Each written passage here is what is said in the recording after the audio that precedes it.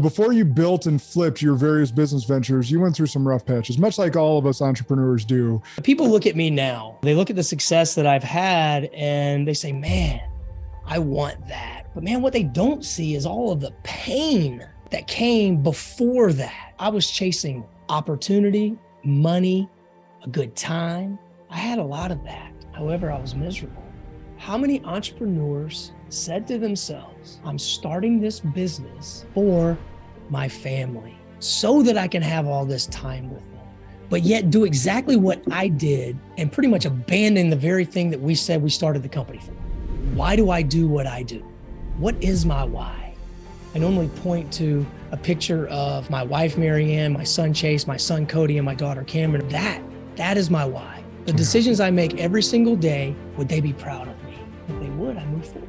That's what I live by, because we only get one shot at this life. I shouldn't have even been here. Now that I've been spared from all of the poor decisions, and I've been given a renewed life, man, I'm gonna make the best of this, and I'm gonna go out and impact as many people as humanly possible so that when I die, my kids will know that I made an impact.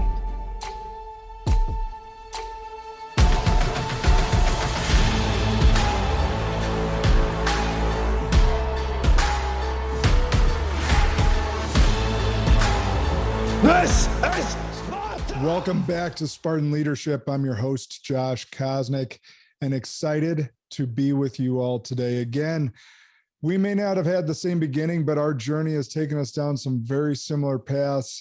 This is entrepreneur, marketing and client experience guru, fellow bourbon connoisseur, and blessed husband and father of three.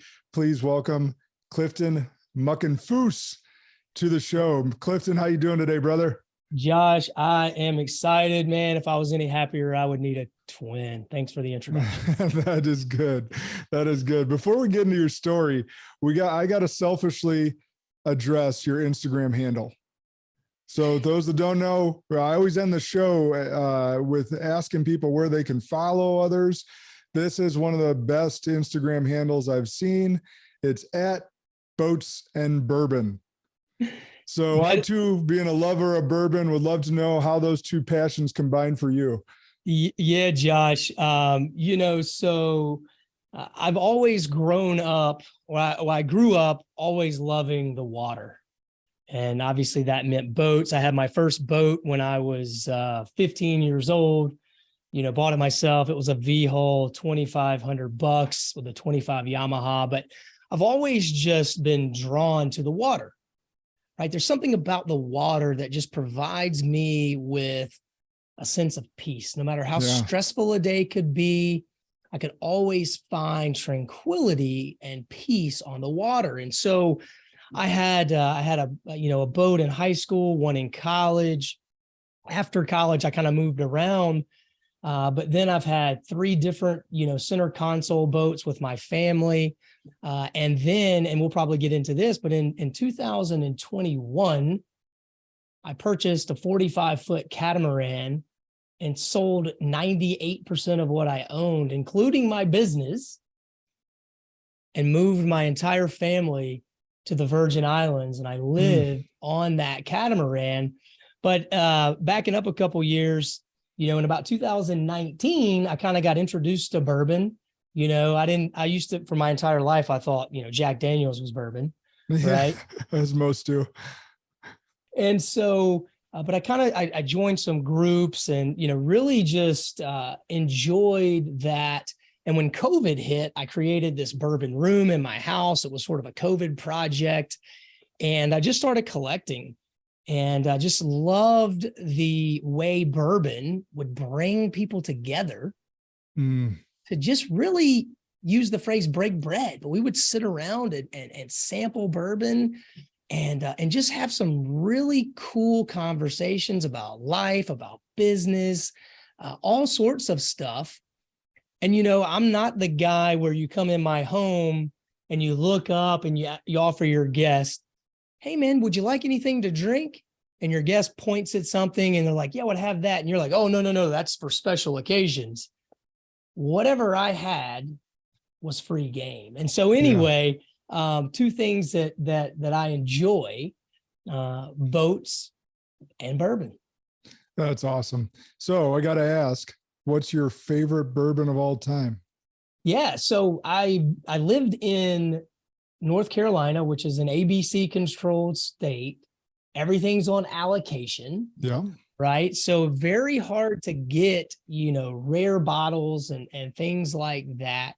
But probably my favorite bottle that is relatively accessible is Weller 107, which is, the Pappy sort of, the antique. Absolutely love that bottle. And for an everyday drinker, I used to be a Four Roses guy. Yeah. I loved how simple the single barrel was, but I would go truthfully a 107. You've got some people that are like, oh, well, I've got a Pappy 20, this and that. I'm also a big fan of anything Whistle Pig.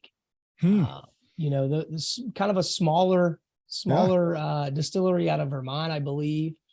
But truthfully, Josh, man, I haven't had a sip of alcohol in 44 days. Are you on? So, well, you've been ill, right? I was, yes. But it was a conscious decision I made on January 1st. I had an old fashioned at dinner with my wife.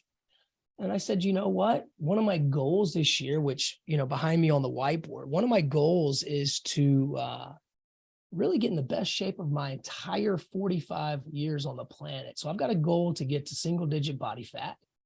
And so drinking alcohol doesn't really help me with that. It does not. You're absolutely correct.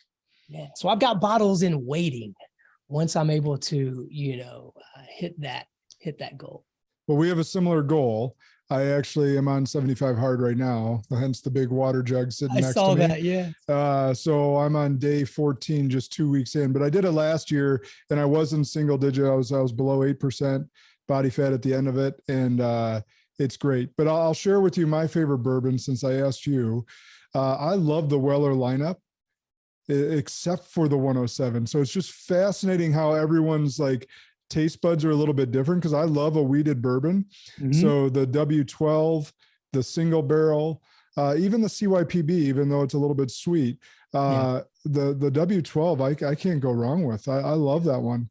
My favorite bottle of all time is Eagle Rare 17. That's one of the expensive, BTAC bottles. So I would prefer that over any Pappy bottle any day. Actually, I'd prefer a Weller single barrel W12 over a Pappy. Yeah, I agree. I think Pappy is overrated in my opinion. It's tremendous. By all means, don't anyone listening to this. It is a tremendous pour. Don't take this. It just, in my opinion, for the price that you're going to pay for it, is overrated. They've got an incredible brand.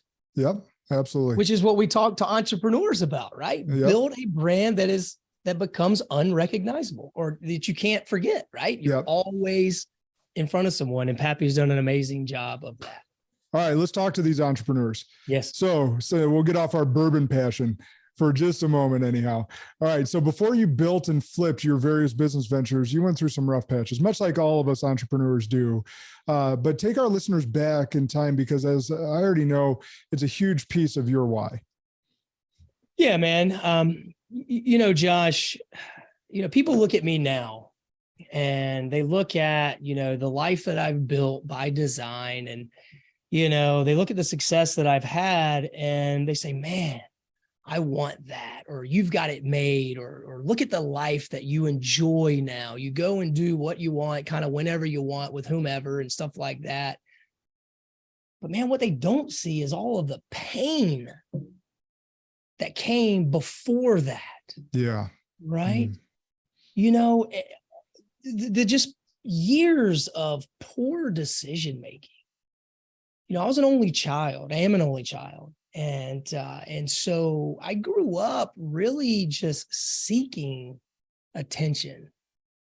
I really just wanted to be around people. I didn't have a brother or sister that I could put in the headlock or, wrestle with, or, have deep conversations about what was bothering me, what I was struggling with. And so I just yearned to sort of belong and fit in. Not that I was, overweight or looked funny or had a learning disability or any of that. I just needed friends and acceptance. And so I went to Clemson. We talked a little bit off air about Dabo and my passion for Clemson football. And I went to Clemson, and the easiest way I found that I could fit in was I joined a fraternity, had a lot of friends, but then I fell into selling drugs. It was a thing that I could do that attracted a lot of people, right? I thought they liked me. Actually, they just liked what I could provide them. Yeah. And when I was in college, I got arrested 6 times, ranging from minor in possession. I got arrested for minor in possession. That's underage possession of alcohol, twice in 2 months by the same law enforcement officer. And, but anywhere between minor in possession to disorderly conduct to aggravated assault and battery of a high and aggravated nature, facing 10 years to, again, disorderly conduct, to DUI when I graduated college, just a lot of just poor decisions. Yeah. Immature. Yeah. Yeah. Absolutely. And truthfully, Josh, there's really no reason that you and I should be having this conversation right now if it weren't for the grace and the mercy and the love of my Heavenly Father. He has spared me when I didn't deserve sparing at all. And so I made those bad decisions, and somehow I avoided major prison. I don't know how I never got caught with 1/4 kilos of cocaine, putting them in trunks off of, in parking lots in grocery stores. I don't know how I never got caught doing this stuff, except for somebody was looking out for me. But I eventually made a decision in about 2002 that I needed to get out of Atlanta, Georgia. Because if I didn't, I felt something bad was going to happen. And so I moved up to Washington, D.C. With one of my college best friends. His father was battling cancer. And so I moved up and lived with him in their home. And actually was there when Mr. Keegan passed away. But I fell right back into the same bad decision making. And Josh, one would think that after being arrested 7 times, like, hey, when are you going to grow up? Here's the problem. I was chasing opportunity, money, a good time. I had a lot of that. However, I was miserable. I've since learned that the reason why I was miserable is because I didn't really have a relationship with God. I didn't have that nearness, that closeness, right? I had a hole in my heart, HOLE. I've since become whole, WHOLE, right? And that's through my relationship with Christ. And so anyway, I left Washington, D.C. I moved down to Florida. I met a young lady down there in a bar the size of my office, which your audience might not be able to see, but it's 10 by 20. It's pretty small. And within a very short period of time, this young lady says to me, "I'm in love with you." And I was immediately freaked out. I'd just been in a long-term relationship, got out of that. She tells me this, and I'm like, I'm out. I want nothing to do with this. But much like God pursuing us, she pursued me. And I'm happy to say this July, we'll celebrate 15 years of being married, 17 years, almost 18 years of being together. That's awesome. The month before you, my wife and I will celebrate 15 years in June. Yeah. June what? June 21st, first day of summer. Excellent. And so we met in Florida. I explained to her that my grandmother, whom I grew up with, was battling cancer for the 3rd time in South Carolina. And I told my girlfriend at the time, I'd really like for us to move up to the Carolinas so I could be closer to her. She was a very, very important part of my life. In fact, today is her birthday, or would have been her birthday. She's now in heaven. But Marianne obliged. Marianne's my wife, girlfriend at the time. And so we moved up to Raleigh, North Carolina. I knew one person childhood best friend. We moved here in 2008. I was working in the mortgage business. Josh, you got a financial background. You know what was happening in 2008. Yeah, right? That's a bad time to be in the mortgage business. It really was. It really was. And so we moved here to a new area. I'm working in the mortgage business. July that year, my grandmother passes away. I'm devastated. August of that year, the mortgage company I worked for filed bankruptcy. One of my guiding North Stars had passed away. Mortgage business, out of business. I have nothing. New girlfriend in a new area. She looks at me and goes, "What are you going to do now?" And I'm thinking, holy hell, I don't know what I'm going to do now. But I had to do something. And this is where kind of my first legitimate entrepreneurial business started. Everything leading up to that I had sold was really frowned upon. Yeah, it wasn't so legitimate. Yeah, it was not legitimate. To the point where you couldn't put all the money in the bank. Otherwise it would draw some suspicion. But I went to my business center in my apartment community and I created some flyers. I asked Marianne, I said, "What do people hate to do?" And she says, "Cook and clean." I'm like, bingo.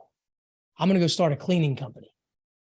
So I went to my community center, business center at the apartment community. I created these flyers. I faxed now, right? It tells you how long ago that was. Faxed them to business owners. I had a lady call me and says, "Hey, I got your fax. You wasted all the ink in my fax machine because it was a black flyer.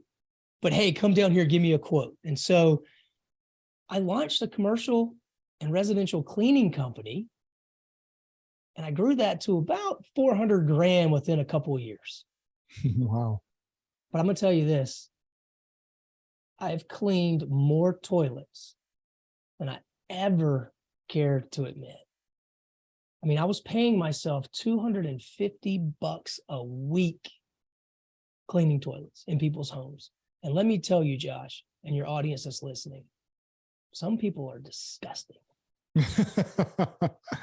Hey, you and I lived in a fraternity house, not at the same one. I got to imagine your fraternity house, like mine, was a disgusting place as well.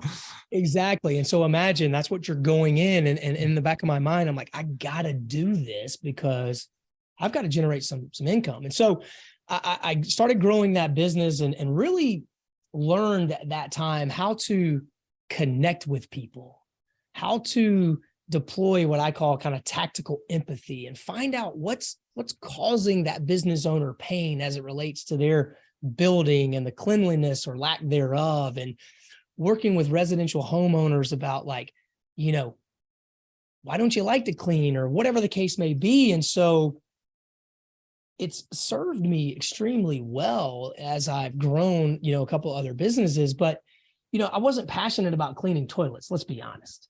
Right. I wasn't very passionate about that. My girlfriend at the time, Marianne, was working for AT&T. She was selling Yellow Page advertising. She comes home one day and says, "Hey, honey, we have this promotion. You get a free ad in the phone book." Some of your listeners may not even know what I'm talking about, Yellow Pages. I don't know the ages of everyone listening here, but some may not. We used to get these really thick phone books for those that don't necessarily know. Sometimes in our mailbox, sometimes on the front porch, depending on how big the area you lived in. And they had businesses listed in there because Google didn't exist at this time. So for those that are a little bit younger and don't know that. Yeah, it was the original search engine, right? Yeah. The original search engine. Now you might see them, hosting up or holding up monitors for computers and stuff. But anyway, so she came home, told me that. And so I went to that meeting thinking I was going to get a free ad. And I said, "You know what? Hey, man, if you ever need an all-star sales rep on your team, I'm your guy." I literally went to this meeting to get a free ad and turned it into a pseudo interview for a sales role. And so, of course, AT&T, Bell South at the time, that's, a huge recruiting process. And so I was fortunate enough to get hired on. And so I used to go door to door in 100 degrees in a suit, selling Yellow Page advertising to small businesses. And I was very good at it. Won Rookie of the Year, won President's Club. I was very good at it. However, I was miserable. I was making good money, but guess what? I had to sit across from people that were small business owners, just like my granddad was. And I would always think of my granddad sitting across from me, selling them something that they may not want or otherwise actually may not even need, but I needed to because I had hit a quota and I needed to earn commission. And it didn't sit well with me. And so that, I believe, is, where I really latched on to the concept of relationship-based selling, because I hated the transaction. And that's what that was. That was hey, you buy from me today, I see you in 12 months, you renew or you cancel or whatever the case may be. And it was just very transactional. And I realized that I didn't like that. So here we are. I'm 2 years into selling Yellow Pages. I still have a cleaning business on the side. Childhood best friend comes to me in 2010, going into 2011, and says, hey, we should start this construction company. I'm thinking, wow, okay, cool. Sounds like a new challenge. Yeah, I'm in. So it was a little bit more than that. We actually went and sat down, and you can see here on the screen, I've got a Post-it note. Those are generally 4x5 or 3x4 size. And I had some notes written down. And so he and I went to this brewery, and another buddy of ours showed up, and, I pitched them on this idea that we were going to start this company, and I needed $1,500 from him and $1,500 from him. And I was going to put in $1,500. And on $4,500, we were going to start a company, a construction company in the middle of the Great Recession. Most people are thinking, what in the hell is wrong with you? So as I pitched this idea, the business plan, my one buddy looks at me and goes, you are freaking crazy. And I said, cool, man, go get yourself another round. No big deal. I looked at my buddy and I said, I need $1,750 from you. I'm going to put in $1,750. And so we started a business on $3,500 in a saturated market in Raleigh, North Carolina. And I come home with people begging for business at this point. Yeah. Oh, absolutely. Giving away the farm. Right? Yeah. Giving it away. People were going out of business, and it was trying to keep their guys busy. I mean, yeah. Yes, you're exactly right. So I come home that day from the meeting. I'm all jacked up. Marianne and I were now married, and she was pregnant with our first son. We were building our starter home. I come in the door and I said, hey, honey, I got some great news. And she's like, oh gosh, what? So I tell her this amazing idea, Josh. Hey, honey, I'm going to go start this siding company. She stops me. What do you know about siding? I've never heard you talk about construction. I said, nothing. She says, okay, what else? Oh, we're going to do roofing. We're going to do windows. We're going to do doors. And she's like, cool. What do you know about any of that? And I said, nothing. And she's like, you're not really giving me much reason to have a lot of confidence in you, Clifton. But she said something to me that I'll never forget.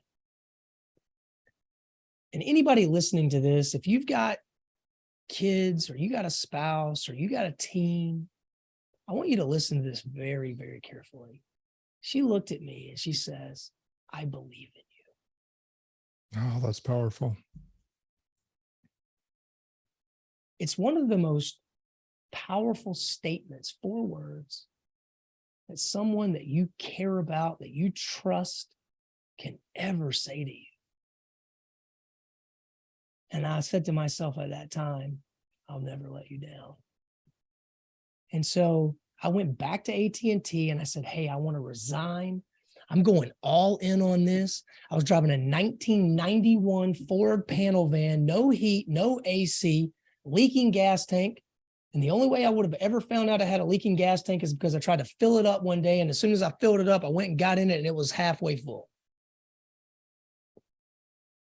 And I grew that business. I remember the first customer of Farrell's, Miss Farrell. I don't know why she took a chance on me, but she did.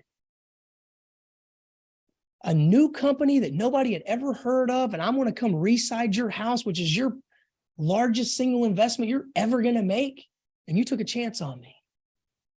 I will never forget that. And then to her, I said, you know what? This will be the best experience you ever had. Hmm. And we delivered. We delivered in such a way that she was so excited, she went and told others. And after about 5 years in that neighborhood alone, we had done about 60 projects. So you skipped over an important part, I feel like. How did you, because your wife asked you this, how did you learn what you needed to learn to deliver such a quality experience to Miss Farrow? Yeah, it's a fair question. And because I knew nothing about construction. And to this day, Josh, I kid you not, and I'm not too proud, I still can't read a tape measure. It's got to be the one that's got every little tick mark that says, an eighth of an inch, quarter of an inch, a half, 5, right? But the empathy, I got personal with her. I got to understand what was causing her pain in that moment. And it wasn't just that she needed her siding replaced. It was that she was embarrassed. Her neighbors were talking about her, right? It was personal. And so I provided the pain relief. And really and truly, it was just through watching my granddad run his little small business and connecting with people and loving on people and seeing how people, responded to him. And that's what happened. So we delivered that experience. It's amazing. We showed up when we said we would. We did what we said we would. We checked in every single day, multiple times a day. We had on-site management and supervision. Well, let's face it. That's because we had no other jobs going on, but yeah. Right. But we just did things that were, we thought were common. But I've since learned, after working in the construction space, owning a company for 11 years and now consulting for 2, man, Josh, what we think is common is not common. Well, common knowledge isn't always common practice, right? Yeah, absolutely. And so that's what we did. And again, the results spoke for themselves, in a market or in the industry where, the majority of companies are spending 10, 15, upwards of 18 to 20% of top line on true lead gen and marketing activities. We spent less than 1. Holy cow. So the majority of the companies in the construction industry are 18 to 20% on lead gen. At the high end, yes. So that's a big number. It's huge. Guess who's getting rich off that? The marketing ad companies, Google. Yeah. Yes. And Josh, here's again, maybe it's because I was raised in small town America, growing up with my grandparents, and I just didn't want to pay the big guys. And so we created ways to just deliver an exceptional customer experience that people, we created raving fans. That's what we did. We created raving fans before, Blanchard and those guys wrote about it. I mean, I didn't know that's what we created, but that's what we created cheerleaders in the marketplace, to the point that we became a top 10 installer of James Hardie siding across the country. There's thousands of James Hardie installers in the United States. So within a very short period of time, we were on everyone's radar. How did you do this? What are you doing? Cool. Come ask questions, come watch. We'll show you what we're doing. And so, we created exceptional customer experiences that people would pay more for, wait long periods of time to have us come do work for them, and literally would write in that they wanted a specific sales rep, a specific project manager, acknowledge that we were 4 months out, booked out, and acknowledging that we were the highest price they were probably going to see, and they were willing to wait on it. And so, in 2021, I went to my partner. Well, before that, my son, who was 8 at the time, I came home one day, Josh, and there was a letter on my desk. I get choked up talking about this. And my 8-year-old had wrote me this letter. And it said, "Dear Dad, I remember when we used to go outside and throw football. I remember when we used to play together. I remember when we We used to do all this stuff together. But now you don't have any time for me. All you do is work. Mm. And you're so busy, you can't even go outside and do your own workouts. And I literally bawled like a baby. Yeah, it's a gut punch. And my wife calls to me, what is wrong with you? And I said, look at this letter. And it really was a gut punch, Josh. Because how many entrepreneurs listening to this episode right now said to themselves, I'm starting this business for my family, for my kids, so that I can have all this time with them, but yet do exactly what I did and pretty much abandon the very thing that we said we started the company for. Do the exact opposite. Yes. And I've talked to people about that. And I've had men, as I've shared that story, cry to me and say, you know what, Clifton, be thankful that your son had the courage at 8 to write that. Because me, I got a letter like that at 21 years old. My son was 21. So be thankful that your son did it when he was 8. And that put me on a path. And I'm not perfect here, but it put me on a path to really tap in and dial into, why do I do what I do? What is my why? And if I'm talking to groups of people or delivering a keynote or something like that, I normally point to a picture of my wife, Marianne, my son, Chase, my son, Cody, and my daughter, Cameron, and we're sitting on our catamaran. That is my why. The decisions I make every single day, with those 4 people, would they be proud of me? If they would, I move forward. If no, and it could potentially cause damage to them, no, I steer away from it. So think about the previous 40 years of my life was in complete opposition of where I'm at now. Yeah. And so that letter, man, was really sort of a turning point in my life. And I'm just so grateful that he wrote that. And I've told him that a couple of times. And so that really put me on a path. So that was in 21. He wrote me that letter. I went to my business partner and I said, hey, man, we got to do something. Either I buy you, you buy me. We sell this thing on the open market. Like I got to do something. Vision started becoming misaligned. I get this letter from my son. I now know that God was putting things in place for me.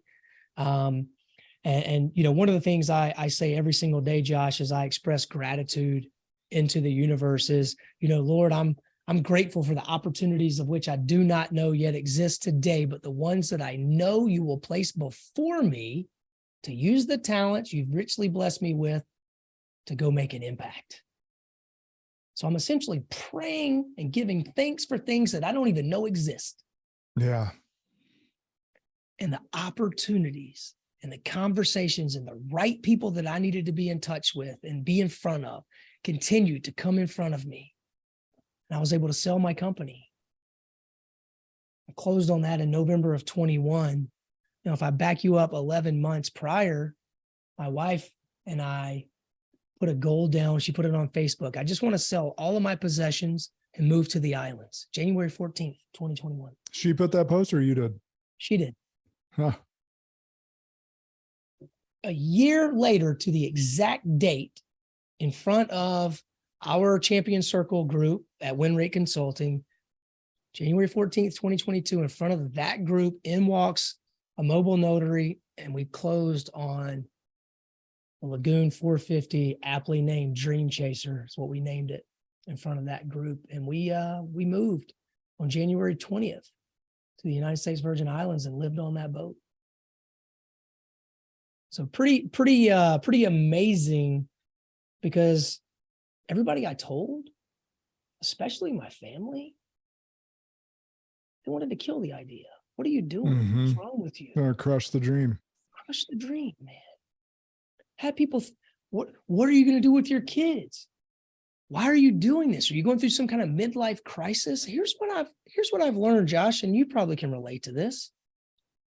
Anytime you start to get that type of feedback, when you share your goals and your dreams with someone, that means you're on the right track. Yeah. Even when everyone's telling you that you're wrong, there's something there that's right. Absolutely. May not be exact, but you're on the right track. That's exactly right. Another thing I've learned is that when you tell people your dreams, and if they sound crazy, there's some dreams, some goals over here behind me, Josh, that your audience might not be able to see, but I can talk about it. There's some over here that I've shared with people. They're like, holy smokes, man, you're crazy. Here's what I've also learned. If you share your dreams with people and they get upset by it, or they get offended by it, or they don't want to support that, it reminds them that they've given up on theirs. Or you're shedding a light on some insecurity inside them that they cannot get around, or that they cannot bring themselves to. So they're going to poo-poo the idea or shut you down rather than actually face what they need to face. That's exactly right. I said this to one of my clients recently, well, a year ago, actually. We started working together, and he was working for a company and, wondering, should he go all in on his business? And, I'm making good money over here, working this safe job. And I said, hey, Josh, that was his name, or is his name. I said, hey, Josh, you know that if you're not chasing your dreams, you're helping someone else build theirs. That's how I live, man. That's what I live by. Because we only get one shot at this life. And based on everything that I told you leading up to today, or, a few years ago, like, I shouldn't have even been here. So now that I've been spared from all of the poor decisions, and I've been given a renewed life, man, I'm going to make the best of this, and I'm going to go out and impact as many people as humanly possible, so that when I die, my kids will know that I made an impact. Yeah. The legacy is what I'm worried about and what I'm focused on right now. That's really good. So are you on the catamaran right now? I am not. So it's interesting how things happen. So we were supposed to be in Grenada, but in April of last year, I was the only one that could operate the catamaran. I'm literally running coaching calls from the back of a boat. My wife is boat schooling 3 kids. I've got 3 kids. Not homeschooling, boat schooling, everybody. Boat schooling. Yes. And so, they would be kind of all over the place because I got 2 boys and they have a lot of energy. And I would jump on a dinghy and literally put out to the middle of a lagoon, throw an anchor out, run a coaching call. And so anyway, I was interacting with people all day long. Right. I had that interaction. I was the only one that could go provision. So I was going into town, buying groceries and all that kind of stuff. My wife wasn't getting that. And one day I just kind of looked at her and I just, could sense that, like, she was kind of becoming a little bit withdrawn. And I said, look, we need to have a conversation. And she said, I can't do this. I said, cool, understand. So I jumped on the phone with Mike Claudio, whom you know and have met, and I think had on your show. Yep. And amazing guy. I'm the director of coaching at Win Rate, but at the time, I was just a coach on the team, working with contractors 1-to-1. But that Friday night, he and I were chatting, and I said, Mike, I don't know why, but I feel like the Lord is placing on my heart to just let you know that I feel like I should be in a leadership position at Win Rate. He says, hey, man, I got big plans for you. I got to go. It's Friday night. I said, okay, cool. And so we continued to talk about that. And in May, we made a decision to come back to the mainland. And so we flew to Florida on May 23rd. We landed in Venice, Florida. I didn't know at the time why we came to Venice, Florida. Mary Ann just picked a place in Southwest Florida. She had spent the majority of her life in Central Florida. So we wanted sunshine, but why Venice? And so we moved in advance of the hurricane season, moved to Venice, Florida. And then we got hit by Hurricane Ian, one of the worst hurricanes ever to hit the southwest coast of Florida. But here's why I know we were brought here for a reason. Because my in-laws happened to live 30 minutes south of us. They had nowhere to go when the hurricane was coming in. They came to our place. Their house got crushed. And so they may have been dead. Yet we're here. They've got a place to seek shelter. My office that I was working out of in Southwest Florida, it got completely destroyed, which led me to just looking on a commercial real estate website for a piece of property. I ended up finding a deal. I ended up buying an office. So I bought an office that's got 6 offices in it, 5 were under lease. And so I say all of that because if you're open to receiving the Lord's blessings and just going through each day and being grateful, everything that needs to happen is going to happen. Yeah. And as long as you take action in that, I would say yes. Because you can manifest, you can pray, and you can be open to what God has to say, but you have to put that one foot in front of the other. Absolutely. And just, you remember earlier, if I take you back when I said, I'm grateful for the opportunities that I don't yet know exist. And when those opportunities are presented, how irresponsible would it be of me to not take action? Yeah. One of my core values is to execute. Right. Yeah. So yeah, man, I'm just extremely blessed, to be here on this show with you and hopefully to add some value to the listeners. Oh, they're getting value, brother. I appreciate that. And I think, we touched a little bit on it, but I want to make sure people get this. You talked about earlier about the water being on the boat, your infinity of the water. And it came to mind as you were talking about God here. I have the same passion about the water, just in a different context.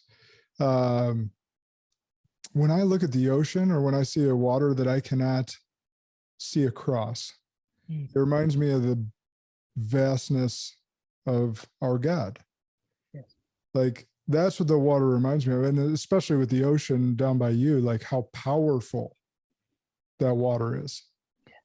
How powerful our God is to be able to move within us and to be able to impact others with our spirit and our energy, positively and negatively, right? So we got to make sure that we're acting in accordance and being that positive influence in others' life. But I didn't want to miss that because it was such a good connection point that stirred in me when you were talking about the water. Yeah, you're exactly right. I mean, you ever look at the water and just become so just overwhelmed with gratitude? Like, I mean, if I get up at 4:17 every morning and I'll walk outside and I see the stars and I look up and I mean, it brings me to tears sometimes, man. I'm just like, the God of the universe who created all of this, put every single one of those stars where they're at, loves me, man. I'm going to use your word. It stirs the soul, man. It stirs the heart. And so if he never gives up on me, I'm never going to give up on anybody else. Yeah. So speaking of that, that's a great segue, brother. You and I went through a similar life stage where we lost passion for our industries, but not the passion for leading people within those industries. And you went from construction and running a very successful business. And now I know you coach a lot of people in that business.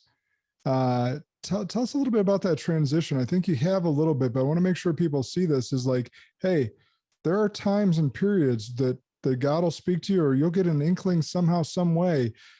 Maybe it's not a letter from a son or relative or anything of that nature. Maybe it's just a whisper in your ear that says, hey, look over here. And that doesn't mean that you're abandoning everything that you've ever known. It means you're being called to a greater purpose. Absolutely. You have to be open to that. Right. Yeah. I kind of fell out of love with the daily operational side. And really it was because the misalignment, like I wanted to go here. I was in growth mode still. And, my partner was, we were very comfortable. And I knew that I started going down this personal development journey. And I just knew that I was born for something bigger than owning a construction company. Right. I was pouring into my people. I was watching their lives get transformed. And man, that just, it brought me just joy and fulfillment. And so, after I didn't know this is what I was going to do. Right. We're going through the evaluation process. Right. And I had some folks inside of my network that I connected with, and they were like, hey man, can I get some advice? I'm going through this trouble or this struggle. And what do you think about this? And I started giving, not expecting a single thing in return, just giving. Hey man, this is what I did in a similar situation. This is what I implemented. Oh, by the way, here's something you can take and go implement. And people were doing that and having success. And I had someone say, man, I could pay you. And you're like, yeah, I could get paid. I was like, wait a minute. Something that I love doing, helping people, coaching people. I coached youth sports and athletics, and to see people winning and to see, again, the joy and the excitement that winning provides, and to then stumble, but yet get back up after being coached and then move forward again. There's power in that as well. And so I'm like, wow, I can coach and get paid. This sounds amazing. And that's kind of, that I ended up getting in touch with Mike Claudio, who we mentioned him earlier. He was delivering a keynote. I was driving to the beach, pulling our boat, and he was doing a keynote. This was during COVID. And the conference really wasn't that great. But the lady that did the introduction, I now know the power of introduction. She says, you got to stick around for this last keynote speaker. He's got power and precision. And I'm over here nodding off, driving to the beach. And so I stuck around, and Mike came on and delivered that message, about people and team members and how to connect. And I was like, wow, I resonate with that. And so I reached out to Mike, and we joke now, because he and I are become, dear friends, and he's a mentor to me and obviously a coach to me in my role. But forever, man, he wouldn't even give me the time of day. Never would respond to the DMs, none of that, right?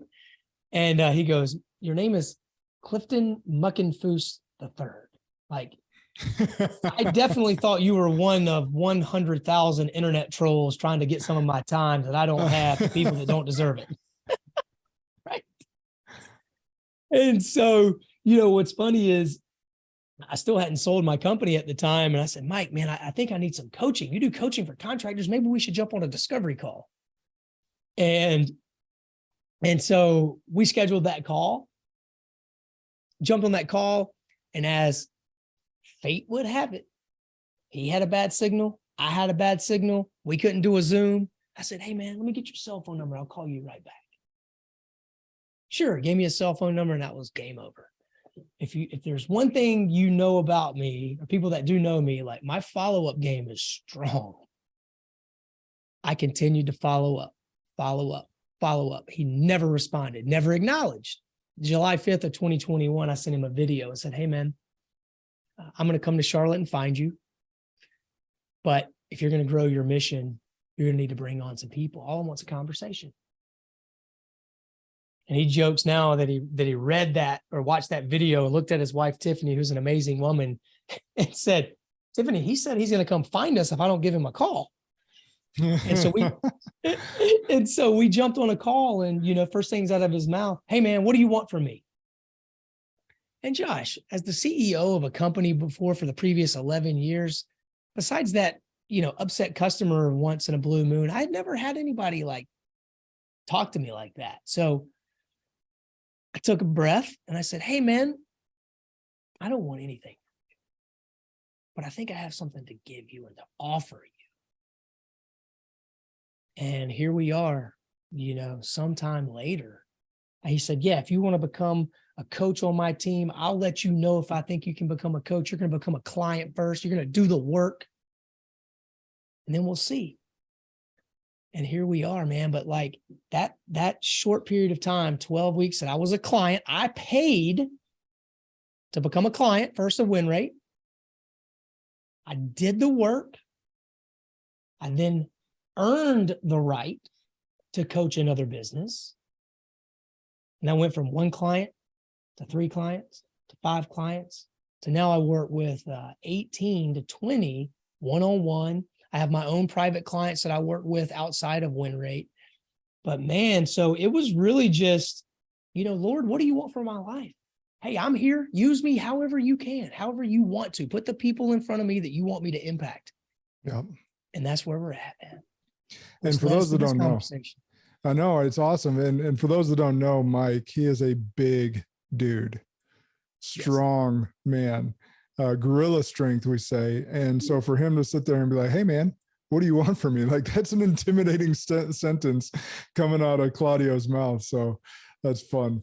I can just picture that scene. Yes, absolutely. I mean, because again, like you said, he is a big man and has a very deep voice and, but everything, I hate people say this cliche, everything happens for a reason. No, everything happens for me, not to me. That's right. Everything happens for us, not to us. And too many people nowadays are getting stuck in that victimhood culture. This happened to me as a child. This happened to me yesterday. No, it happened for you. And I can 100% attest to that because some bad things have happened for me, not to me. Others thought they happened to me. No, they're for me. And they're still for me. Yeah, absolutely, Josh. I just had a conversation with my assistant this morning and who's going through some struggles, family struggles. And we were talking about this exact same thing. Life happens for us. We either choose to be a victim or a victor. Yep.